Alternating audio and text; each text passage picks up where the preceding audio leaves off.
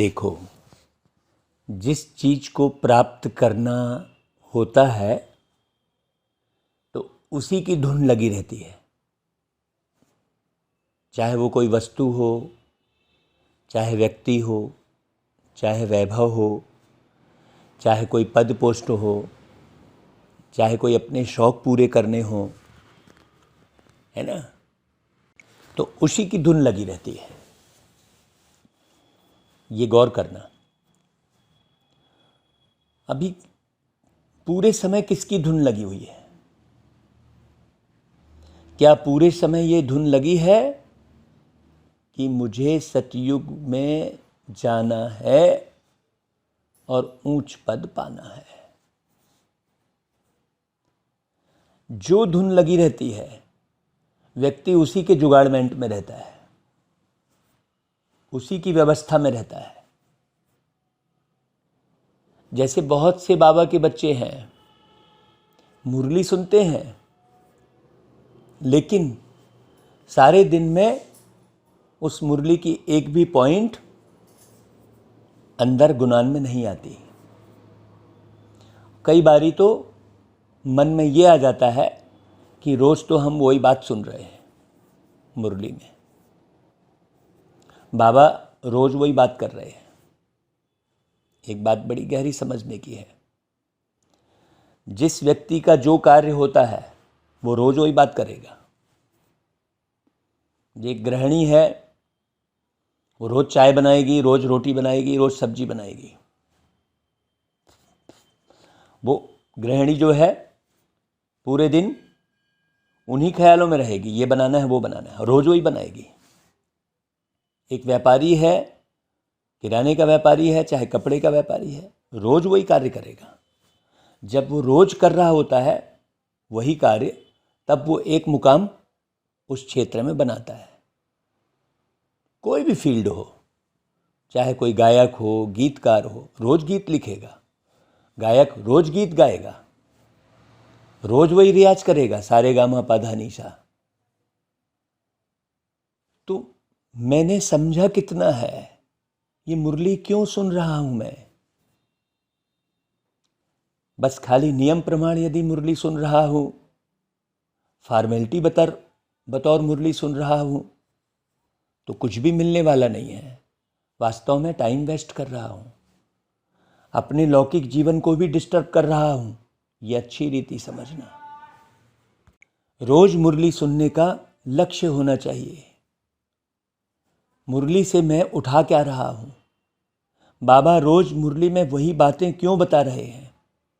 क्योंकि इन्हीं बातों से ही मनुष्य आत्मा का आगामी जीवन श्रेष्ठ बनने वाला है। बाकी संसार की किसी भी दूसरी बातों से जीवन श्रेष्ठ नहीं बनने वाला है। लोगों को यह पता ही नहीं है कि श्री कृष्ण जी कैसा जीवन जीकर गए और वो जीवन उनको वैसा किसने दिया, कैसे बना उनका जीवन, किसी को मालूम नहीं है। बस श्री कृष्ण करते रहेंगे। कहाँ हैं अभी श्री कृष्ण? किस पोजीशन में होंगे अभी क्या कर रहे होंगे वो, ये किसी को मालूम ही नहीं है। फिर साथ में राधा को भी जोड़ देंगे, फिर और कई नाम जोड़ देंगे, अता पता कुछ नहीं है। सोचो, अनक्लियर जीवन है जिसमें किसी भी प्रकार की स्पष्टता है ही नहीं। वैसा जीवन जी रहे हैं लोग, भाग रहे हैं, कुछ भी अता पता नहीं है। न खाने पीने का ठिकाना है, न बोली वाणी का ठिकाना है, न कोई लक्ष्य का ठिकाना है। बाबा मुरली में एक एक शब्द इतने गहरे से समझाते हैं। कई बार बच्चे सोचते हैं कि हम तो ये सुन चुके हैं। सुने तो हैं, लेकिन समझे कितना है और समझकर जीवन में उतारे कितना है? जैसा बाबा चाह रहे हैं, क्या वैसा जीवन बनाया है? जो बाबा की मुरली सुनते हैं, सुनने का थोड़ा फर्क आ जाता है, बस दुनिया की भेंट में थोड़ा फर्क दिखाई देने लगता है। भले वो नियम प्रमाण सुने, फॉर्मेलिटी बतौर सुने, लेकिन थोड़ा फर्क दिखाई देने लगता है। लेकिन वास्तव में 100% पुरुषार्थ चाहिए, 100% का ही सुख है, 100% का ही मान है। पुरुषार्थ 5-10% पुरुषार्थ काम नहीं आएगा, और पुरुषार्थ तो कुछ है ही नहीं। बस मुरली सुनने गए, थोड़ी बहुत सेवा कर दिए, हो गया। रोज की मुरली को कितने गहराई से सुन रहे हैं, समझ रहे हैं और कितना आत्मसात कर रहे हैं, ये मुख्य बात है। तो आज बाबा कहते हैं, मीठे बच्चे, संग दोष संशय बुद्धि बनाता, इसलिए संग दोष में फंसकर कभी पढ़ाई नहीं छोड़ना। कहा जाता है संग तारे कुसंग बोरे। अब देखो, आप प्रैक्टिकल में किसी व्यक्ति विशेष का संग नहीं कर रहे हो, बचे हुए हो, लेकिन आपके अंदर विचार कौन से चल रहे हैं, सोच कौन सी चल रही है? अपने शौक के आधार पर विचार चल रहे हैं क्या? अपने भविष्य की चिंता के आधार पर विचार चल रहे हैं? कैसे विचार चल रहे हैं? किन विचारों का आपने संग किया है? किस प्रकार के ज्ञान का आपने आधार लिया है? आप प्रैक्टिकल में किसी का संग नहीं कर रहे हैं, कोई ऐसा वीडियो देख रहे हैं, वो भी तो संग है। कोई ऐसी किताब पढ़ ले रहे हैं, कोई ऐसी सोच क्रिएट कर ले रहे हैं। अगर शौक के आधार पर, शक के आधार पर, शिकायतों के आधार पर जीवन जी रहे हैं, तो वो भी गलत संग हो गया। तो बाबा की मुरली की पॉइंट में बहुत गहराई होती है। अभी नहीं तो ऊपर ही ऊपर सोच ले व्यक्ति, यहाँ मैं तो भैया सवेरे अमृत बेले योग करता हूँ, फिर मुरली सुनने जाता हूँ, फिर अपना काम धाम करता हूँ, मेरा तो कोई कुसंग है ही नहीं। लेकिन सारे दिन में आप सोच क्या रहे हैं? दृष्टि किधर डाल रहे हैं? आंखें कहाँ रुक रही हैं? कान कहाँ रुक रहे हैं? ये है ना मुख्य। बाप की कौन सी श्रीमत तुम्हें कौड़ी से हीरे जैसा बना देती है? बाबा की श्रीमत है, बच्चे घर गृहस्थ में रहते हुए कमल फूल समान रहो। अब इसका मनन चिंतन करो। कमल फूल का उदाहरण जो बाबा ने दिया, जैसे कमल फूल को कीचड़ और पानी टच नहीं करता, ऐसे ही देह दुनिया दौलत में रहते हुए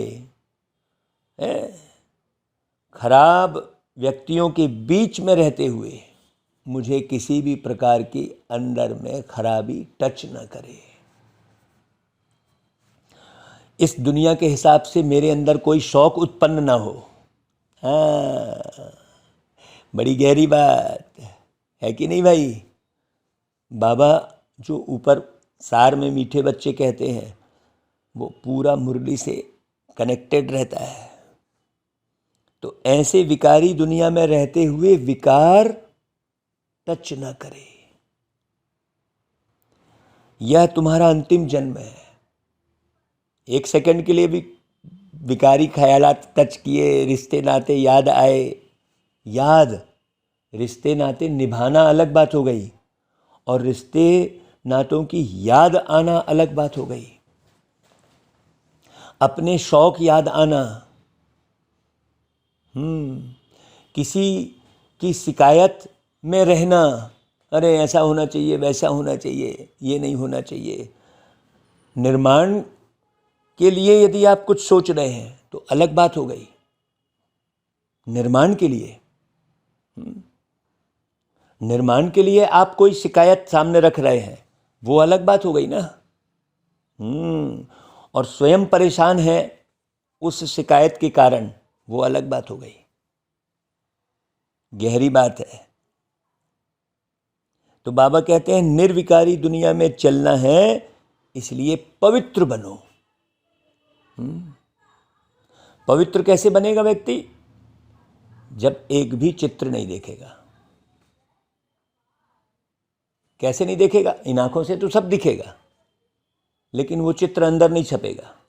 कोई भी चित्र, इस दुनिया का कोई भी चित्र अंदर मन बुद्धि में ना छपे।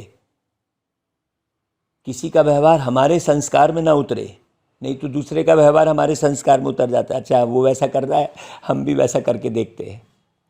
नहीं, मुरली में जो बाबा सुना रहे हैं उस आधार पर अपने जीवन का निर्माण करना। तो उसके लिए आपको सैकड़ों बार मुरली पढ़नी पड़ेगी, तब आप बाबा से गहरे कनेक्ट हो सकते हैं। क्योंकि बाबा ने जो मुरली चलाई है वो दुनिया में कोई ऐसी बातें कर ही नहीं सकता। पहले तो ये निश्चय होना चाहिए कि भगवान हमको पढ़ा रहे हैं। बार बार रोज मुरली में बाबा यही पॉइंट बोलते हैं। तो इसी एक श्रीमत से तुम कौड़ी से हीरे जैसा बन जाएंगे, स्वर्ग का मालिक बन जाएंगे। कितनी गहरी बात है देखिए। अब ये साधारण बात तो नहीं है ना। स्वर्ग का मालिक बन जाएंगे, ये कोई ऋषि मुनि संत तो कभी बोला ही नहीं है आज तक। पूरी जिंदगी निकल गई, हमने ऐसा बोलते तो किसी को सुना ही नहीं है। बोलेगा ही कैसे? जिसका जो काम होता है वो वही काम बोल पाएगा ना। तो स्वर्ग निर्माण का कार्य केवल भगवान ही कर सकते हैं, तो भगवान ही बोलेंगे। अभी सोचो, भगवान की वाणी सुनकर यदि नशा नहीं चढ़ा, इसका मतलब निश्चय नहीं है। भगवान की वाणी सुनने के बाद बुद्धि इधर उधर भागी, इसका मतलब अभी मंजिल बहुत दूर है। मुझको सहारा देने वाले ये दिल कहे तेरा शुक्रिया। अब ये गीत तो किसी ने गाया है, लेकिन क्या उन ख्यालों में गाया है क्या कि सहारा देने वाला कौन? यहाँ तो अपन ये गीत सुनकर नशे में चढ़ जाएंगे कि भाई मुझको सहारा देने वाला कौन? बाबा, जो ऐसा सहारा दिया जो 21 जन्म हम कभी बेसहारा बनते ही नहीं है, इतने मजबूत बन जाते हैं। कृष्ण कौन? एक मजबूत पर्सनालिटी है कि नहीं भाई? जो कहीं हिल डुल नहीं रहा है, अचल अडोल पर्सनालिटी। लेकिन वो पर्सनालिटी बनी कैसे और बनाई किसने, ये किसी को नहीं मालूम। लोग तो बस खेल पाल है, गीत गोविंद गा दिए, हो गया। एक ठो बाल गोपाल बना दिए, मुकुट पहना दिए उसमें, बस हो गया। उससे जिंदगी तो नहीं बन रही है उनकी। सोचने की बात है, वो सुखद जीवन तो नहीं बन रहा है। खोए हुए हैं बस। तो खोना थोड़ी है कोई पाना है ना, खोना थोड़ी है। खोए हुए हैं। एक तो लड्डू गोपाल बना लिया, उसमें खोए हुए हैं, ये तो मेरा लल्ला है? उसकी हिस्ट्री का पता ही नहीं है कुछ। ओम शांति। तो बाप ने समझाया है कि भगवान एक ही है जिसने भगवती को रचा। बरोबर भगवानुवाच है। जैसे बैरिस्टर वाच, सर्जन वाच, यह फिर है भगवानुवाच। भगवान कहते हैं मैं तुम्हें स्वर्ग का मालिक, राजाओं का राजा बनाऊंगा। महाराजा बनने की बात है ना यहाँ पर। यह है गीता। अभी किसी को ये थोड़ी पता है कि गीता से महाराजा बनते हैं, और 1-2 जन्म के लिए नहीं, 21 जन्म के लिए। पहले तो किसी को यह भी पता नहीं है कि जन्म किसका हो रहा है, शरीर कौन छोड़ रहा है, ये भी पता नहीं है किसी को परंतु मनुष्य भूल गए हैं कि गीता के भगवान कौन थे। भाई श्री कृष्ण तो थे स्वर्ग के नंबर 1 प्रिंस। श्री कृष्ण राजा भी नहीं, प्रिंस माने राजकुमार। भाई राजा महाराजा तो नारायण है, श्री कृष्ण तो बच्चे का नाम है भाई। बड़े होकर नारायण बनते हैं ये किसी को भी नहीं मालूम है। नारायण की कोई हिस्ट्री ही नहीं है। नारायण के माता पिता कौन, लक्ष्मी के माता पिता कौन, किसी को पता ही नहीं है। कह देते हैं वही सीता है वही लक्ष्मी है, पता ही नहीं। वही सीता वही लक्ष्मी कैसे, कब, सोचो। नॉलेज तो कुछ है ही नहीं दुनिया के अंदर में। तो इतनी ऊंच प्रारब्ध किसने प्राप्त कराई? ऊंचते ऊंच प्रारब्ध है राधे कृष्ण अथवा लक्ष्मी नारायण की। यह बात कोई भी समझ नहीं सकते हैं। राधे कृष्ण स्वयंवर के बाद लक्ष्मी नारायण बनते हैं। उन्हों को यह ऊंच पद किसने दिया? श्री कृष्ण कौन था, श्री नारायण कौन था?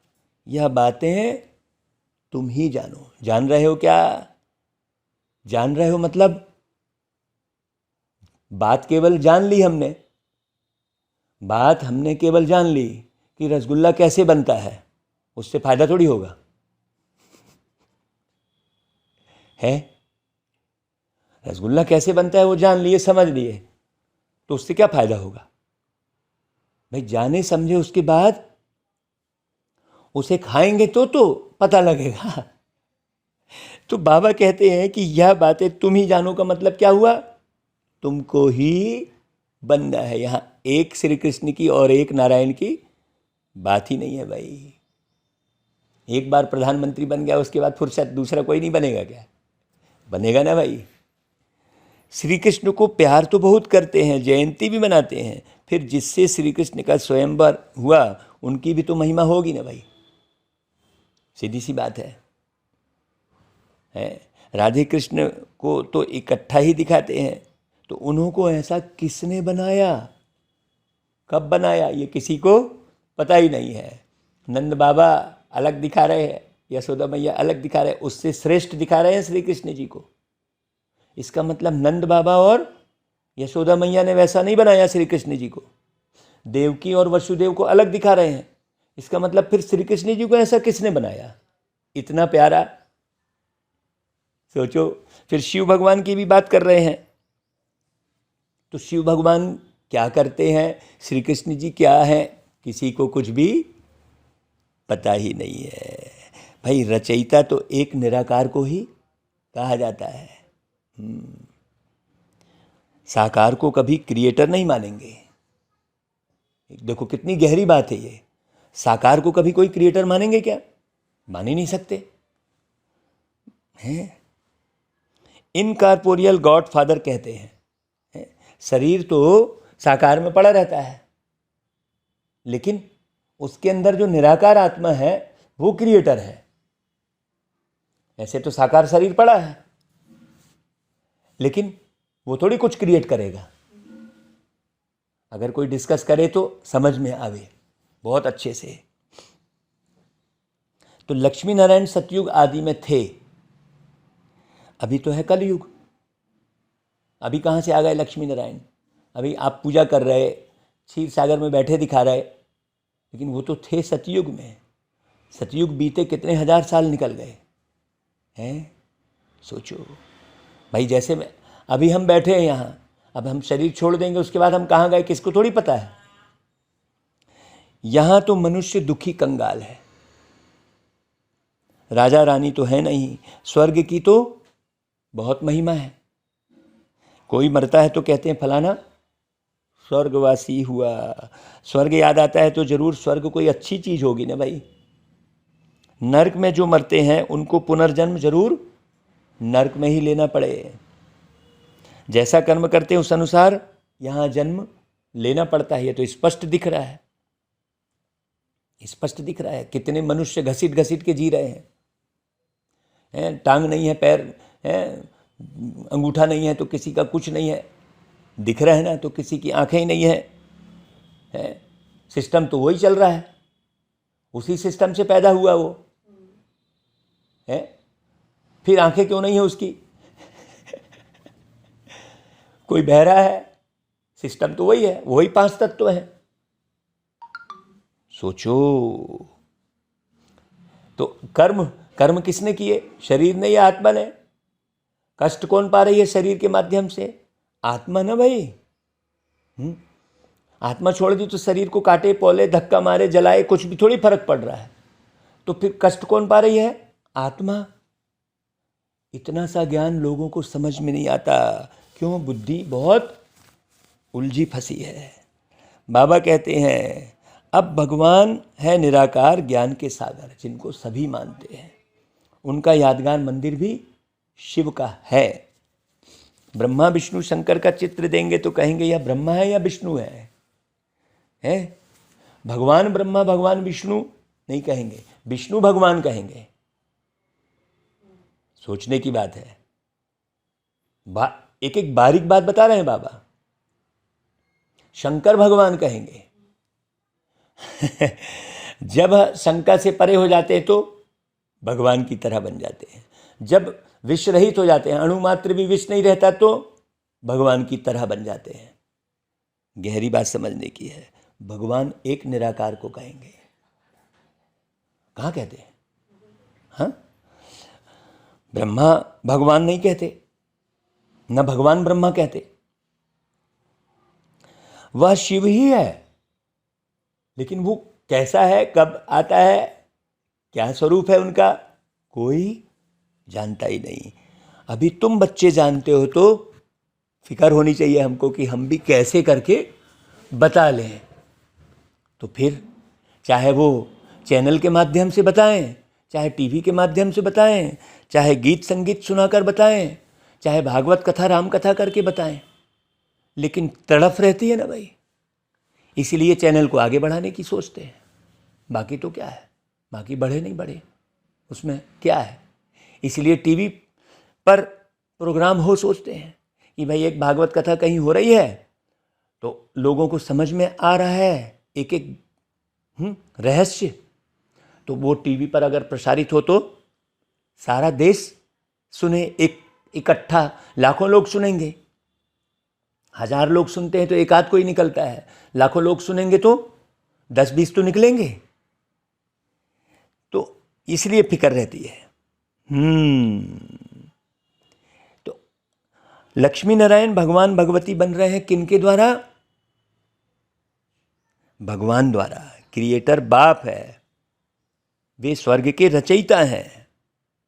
जरूर उनने प्रारब्ध दी जो यह स्वर्ग के मालिक बने। चित्र तो तुम बच्चों के पास है। यह भी मनुष्य समझते हैं लक्ष्मी नारायण सतयुग के मालिक थे। सिर्फ यह भूल गए हैं कि लक्ष्मी नारायण छोटेपन में राधे कृष्ण थे। सतयुग में महाराजा महारानी थे तो जरूर उन्हों का बचपन भी होगा ना भाई। लेकिन नारायण का बचपन कहाँ दिखाया भाई? शरीर है तो बचपन भी तो होगा ना भाई। कोई ना कोई नारायण के बाप भी होंगे ना भाई, जब शरीर है तो। है सीधी सी बात है भाई, शरीर का निर्माण तो गर्भ में ही होगा। चेतन शरीर का कोई ऐसे निर्माण होगा क्या? आप मूर्ति बना दी, उसमें प्राण प्रतिष्ठा करते हैं तो सही में वो प्राण डले हैं क्या? वो मूर्ति बोल रही है क्या? खा रही है क्या? बोल तो दिए प्राण प्रतिष्ठा, लेकिन ऐसा है तो नहीं। तो फिर चैतन्य मानव का निर्माण तो किसी न किसी माँ के गर्भ में ही होता है। ये बड़ी समझने की बात है। आगे मुरली सुनना, बाबा ने पूरा क्लियर किया है एक एक बात। सतयुग में महाराजा महारानी थे तो जरूर उनका बचपन होगा। उन्हों की यह प्रारब्ध जरूर स्वर्ग के रचयिता ने बनाई होगी। तो वो कब आए किसको भी यह पता नहीं है भाई। शिव का लिंग तो है, यह शिव का बड़ा रूप करके रखा है भाई। लिंग मतलब कोई इंद्री थोड़ी हुई भाई। स्त्री लिंग कहते हैं, पुरलिंग कहते हैं। सोचो, लिंग मतलब स्मृति चिन्ह, लेकिन कुछ का कुछ समझ लिए। तो वास्तव में कोई इतना बड़ा तो है नहीं, वह तो स्टार है। उनका कोई चित्र तो समझ न सके। यह सिर्फ पूजा के लिए बड़ा चित्र बनाया है। तो यह देवी देवता धर्म किसने स्थापन किया? भाई नाम तो चाहिए ना, किसने किया देवी देवता धर्म? भाई देवी देवता दिखा रहे हैं 33 करोड़ देवी देवता, तो वो एक धर्म है ना भाई। जैसे इतने करोड़ मुस्लिम, तो मुस्लिम धर्म है ना। जैसे इतने करोड़ क्रिश्चियन, तो धर्म है ना। तो ऐसे ही 33 करोड़ देवी देवता, तो जरूर देवी देवता धर्म है। तो वो धर्म किसने स्थापन किया? भाई क्रिश्चियन, बौद्ध आदि सबको मालूम है कि हमारा धर्म फलाने ने स्थापन किया, उनका धर्म शास्त्र यह है, ये भी मालूम है। तो पहले पहले मुख्य बात ही यह है, इसलिए बाबा चित्र बनवाते हैं, समझाने के लिए ही बनवाते हैं ना। आगे वाले चित्रों में भी कोई लिखत थोड़ी ही थी है भाई। लक्ष्मी नारायण के चित्र बनते थे, उसमें लिखत थोड़ी थी कुछ। कृष्ण के चित्र बन गए, उसमें लिखत थोड़ी है कुछ। यह तो समझाया है स्वर्ग के रचयिता परमपिता परमात्मा, स्वर्ग में है सदा सुख। क्या इतने सब मनुष्य वहाँ होंगे? सोचो, झाड़ पहले छोटा होता है ना भाई, फिर बढ़ता है। स्वर्ग में बहुत थोड़े होंगे, नरक में बहुत हैं। स्वर्ग में सिर्फ देवी देवताओं की राजधानी थी, यह और कोई जानते ही नहीं। स्वर्ग में कोई और दूसरा धर्म होता ही नहीं। पूछना चाहिए यह सृष्टि का चक्र कैसे फिरता है। 5000 वर्ष पहले बरोबर यहाँ लक्ष्मी नारायण का इसी धरती पर राज्य था, उसको स्वर्ग कहा जाता था। वह पास्ट हो गया, अभी फिर उसका निर्माण करना पड़ेगा भाई। ऐसे थोड़ी अपने आप आ जाएगा, निर्माण करना पड़ेगा। तो वो निर्माता धरती पर आते हैं, सत्यम शिवम सुंदरम, तो जरूर सतयुग का निर्माण करेंगे ना भाई। तो नई दुनिया जो थी वह पुरानी नरक हो गई है। अच्छा, फिर क्या होगा? फिर स्वर्ग आएगा। भक्त याद करते हैं स्वर्ग व मुक्ति धाम को, मुक्ति धाम याद करते हैं ना भाई, और स्वर्ग को याद करते हैं। क्यों याद करते हैं? क्योंकि यहां दुखी हैं। दुखी हैं तो याद करते हैं, सुखी रहेंगे तो थोड़ी याद करेंगे। सब दुखी हैं, कोई तन से, कोई मन से, कोई धन से, कोई जन से। स्वर्ग में तो सदैव सुख होता है, कोई बीमारी नहीं। कहते हैं ना भाई, स्वर्ग में मच्छर नहीं होते। बाप थोड़े ही बच्चों को रच कर दुखी बनाएंगे। अब एक गीत बनाए ना, अपना घर है स्वर्ग से सुंदर, तो फिर जब ये सब बोलते हैं तो फिर दूसरा बोलता है भाई स्वर्ग में कहाँ से आए मच्छर, तुम तो बड़े बोल रहे हो अपना घर है स्वर्ग से सुंदर, तो झूठा ही काहे बोल रहे हो। इसलिए उसी गीत में जवाब में क्या बोला कि स्वर्ग में कहाँ से आए मच्छर। सोचो, तो कुछ भी गीत बना लिए। तो बाप थोड़े ही बच्चों को रचकर दुखी बनाएंगे, यह तो हो ही नहीं सकता। तुम जानते हो सतयुग से त्रेता द्वापर कलयुग होना है। सतयुग का अंत त्रेता के आदि का संगम कोई कल्याणकारी नहीं है। क्यों कल्याणकारी नहीं है भाई? क्योंकि सतयुग में 16 कला थे और फिर 14 कला बन गए, तो कल्याणकारी कहाँ हुआ? तो वह कल्याणकारी युग थोड़ी हुआ। फिर त्रेता के अंत तो द्वापर युग के आदि का संगम भी हुआ, परंतु उसमें भी कलाएं कम होती हैं। सतो प्रधान से सतो रजो तमो में गिरते हैं। तमो प्रधान बनना ही है भाई। कोई भी नई चीज आई शोरूम से, वो पुरानी होना ही है, उसको रोक ही नहीं सकते पुरानी होने से। कोई भी बच्चा जन्म लिया तो बच्चा ही थोड़ी रहेगा, वो बूढ़ा भी बनेगा ही बनेगा, उसका शरीर जर्जर होगा ही होगा। पहले बच्चन में गुलगुल शरीर है, बढ़िया, सब खिला रहे हैं फूल की तरह। तो वैसे ही है पूरी दुनिया की बात। इस समय सारी दुनिया दुखी है, इसको कहा जाता है आर्फन्स की दुनिया। कोई धनी धोनी नहीं है अभी। घर में माँ बाप नहीं होते हैं तो सभी आपस में लड़ने लग पड़ते हैं। जैसे ही माँ बाप घर में आएंगे तो सब शांत हो जाते हैं। तो कहा जाता है तुम निधन के हो। वह है हद की बात, अभी यह है बेहद की बात। सारी दुनिया का कोई धनी धोड़ी अब नहीं है। मनुष्य में लड़ते हैं, जानवर भी लड़ते हैं, कोई धनी धोड़ू है ही नहीं। धनी है बाप रचयिता, उनके आने से ही सब बच्चे फिर ढड़के बन जाते हैं। हाँ, बड़ी गहरी गहरी बात करते बाबा। बाप बच्चों को शांति धाम और फिर सुख धाम ले जाते हैं। पहले सतो प्रधान, फिर सतो रजो तमो। हर एक चीज़ ऐसे ही होती है। छोटे बच्चे भी सतो प्रधान है, इसलिए प्रिय लगते हैं। वही बच्चे अगर शिक्षा नहीं मिलती है तो माँ बाप को तंग करने लग पड़ते हैं। तंग तो होते हैं ना भाई, लड़ते झगड़ते बीमार हो पड़ते हैं, कोई को नुकसान पड़ता है तो यह भी दुख होता है ना। सतयुग में कोई भी दुखी होता ही नहीं, वह है ही सुखधाम। बाप बच्चों के लिए स्वर्ग रचते हैं, वहाँ सदैव सुख है। तो ऐसे बाबा को कितने प्यार से याद करते रहना चाहिए सारा दिन। सोचो, तुम जानते हो यह बेहद की दुनिया नई थी पहले, अब पुरानी है।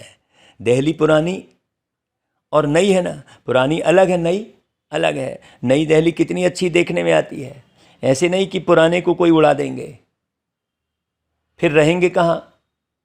यहाँ नई पुरानी दोनों है, फिर यह पुरानी टूट करके नई बनेगी, जिसको ही स्वर्ग कहा जाता है। दिल्ली को ही परिस्तान कहते हैं, इस समय है कब्रिस्तान। सतयुग में लक्ष्मी नारायण का राज्य था, दिल्ली परिस्तान थी, स्वर्ग थी। अब नरक है। बाप खुद स्वर्ग का मालिक नहीं बनते हैं, बच्चों को बनाते हैं। तुम कहते हो बाबा हमको फिर से स्वर्ग का मालिक बना रहे हैं। इतने सब निश्चय बुद्धि हैं तो देखकर निश्चय बुद्धि बनना चाहिए ना भाई। कोई लंदन देखकर आवे और वर्णन करे तो ऐसे थोड़ी कहेंगे हम जब देखें तब माने। यहां तो इतने सब बच्चे कहते हैं हमको भगवान पढ़ाते हैं, तो झूठ तो नहीं बोल सकते ना।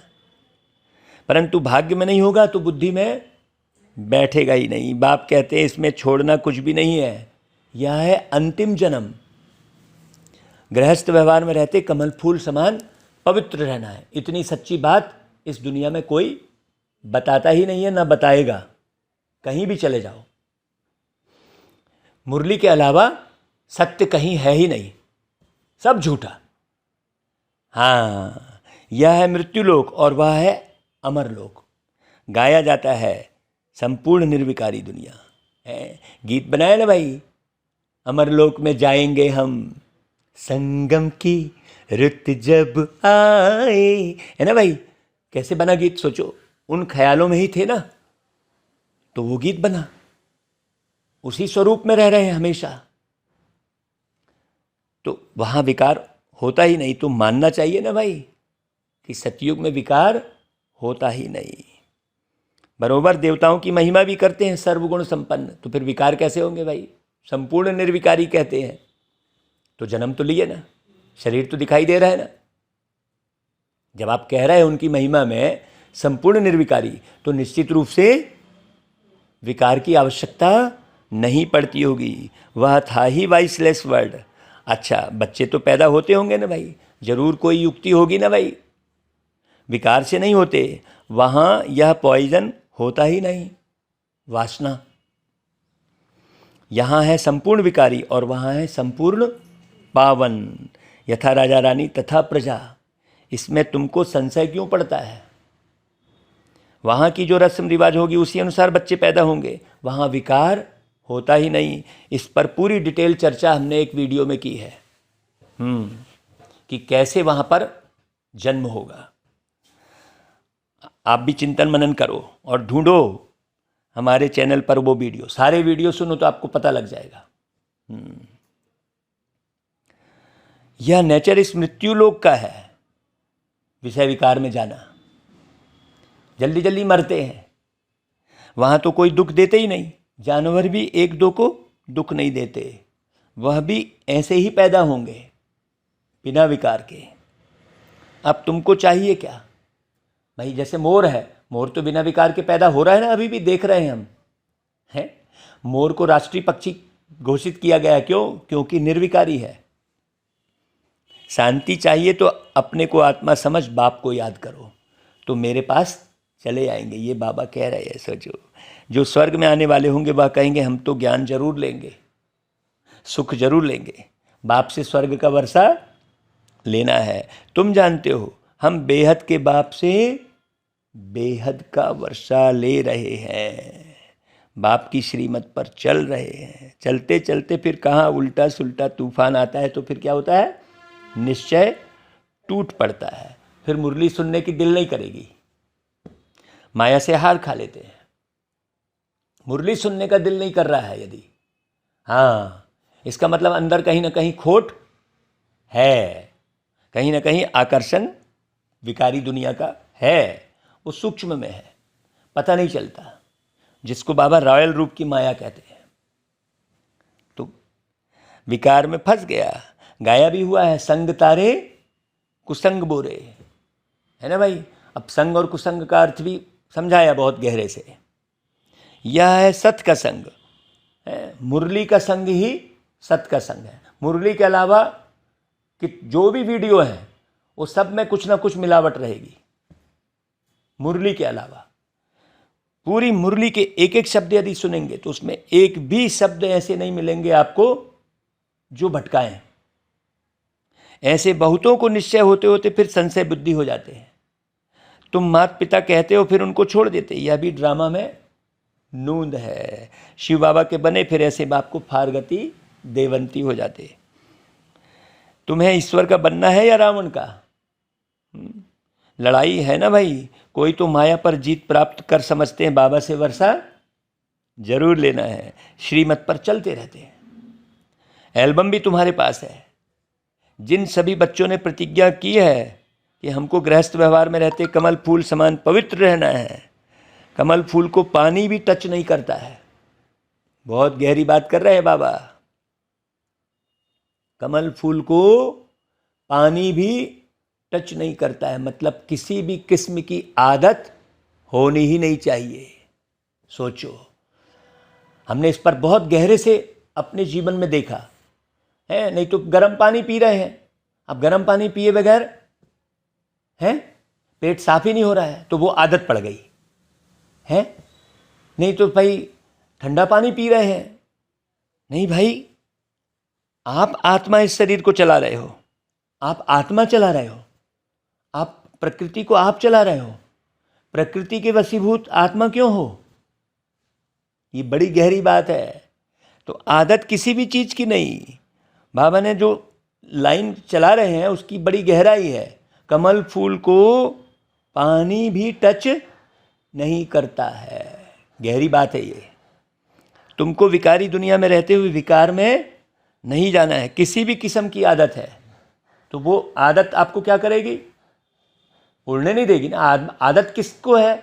शरीर को या आत्मा को? आत्मा को है ना। तो आत्मा तो शरीर से एक दिन अलग होनी ही है। अब वो आदत में क्या होगा? जैसे वो बच्चा, उसको बटाटा बड़ा खाने की आदत थी, तो क्या हो गया? वो दूसरे शरीर में आके फंस गया ना। अब वो नया जन्म भी नहीं ले पा रहा है। ये प्रैक्टिकल में देखा ना भाई, आदत। तो अपने को निर्विकारी बनाने से तुम निर्विकारी दुनिया में चले जाएंगे। पवित्र बनना तो बहुत अच्छा है, इसलिए बाबा ने तीनों बातों पर ध्यान खिंचवाया। मन, बुद्धि, संस्कार, तीनों पर बहुत गहरे से ध्यान देना। अपने मन पर, अपनी बुद्धि पर ध्यान देना, अपने संस्कारों पर ध्यान देना। यही ध्यान है। और कौन सा ध्यान? और कौन से गीत में और इसमें ध्यान कर रहे हो? मुख्य ध्यान यही है। व्यक्ति इस पर ध्यान ही नहीं देता। अपनी आदतों पर। तो स्वर्ग पवित्र दुनिया का मालिक बनेंगे। पवित्र बनेंगे तो पतित दुनिया अब विनाश होनी ही है। कितना सहज समझाते हैं बाबा भाई। जो जर्जर हो चुकी है, जहाँ लोगों को सोचने समझने की क्षमता ही नहीं रह गई है, जहाँ हवा पानी कुछ भी शुद्ध नहीं है, वो दुनिया कितने दिन चलेगी? सोचने की बात है भाई। तो विनाश तो होना ही है। कितना सहज समझाते हैं। ब्रह्मा द्वारा स्वर्ग की स्थापना का कार्य चल रहा है। जितने गहरे उतरोगे उतना ही लंबे समय तक आप सुख शांति से जीवन बिताओगे। नहीं तो ऊपर में लटक जाना कोई अच्छी बात थोड़ी है। तो स्वर्ग की स्थापना सो तो हो रही है, बाकी सब हिसाब किताब चुकतू करके मुक्ति धाम चले जाएंगे। सतयुग में तुमको सच्चा सुख मिलता है, यहाँ पर झूठा सुख है। हाँ, इसलिए यहाँ पर क्या कहते हैं, काग बिस्टा समान सुख कहा जाता है। यहाँ बैकुंठ का नाम तो मशहूर है ना भाई, बरोबर लक्ष्मी नारायण का राज्य था। मनुष्यों को तो कुछ भी पता ही नहीं है। सन्यासी खुद निर्विकारी बनते हैं तो विकारी लोग उनकी पूजा करते हैं ना भाई। विकारी आत्मा बनती है, परमात्मा कभी नहीं बनते। तो फिर आत्मा ही परमात्मा है, ये कहना कितना रॉन्ग हो गया। सोचो कितनी गिलानी हो गई। सब झूठा ज्ञान, संसार में जितना भी ज्ञान है वो टोटल झूठा है। वह समझते हैं हम निर्विकारी बन परमात्मा बन जाते हैं। तो भी दो चीज़ तो है ना भाई, आत्मा और परमात्मा। विकारी को तो परमात्मा नहीं कहा जाता।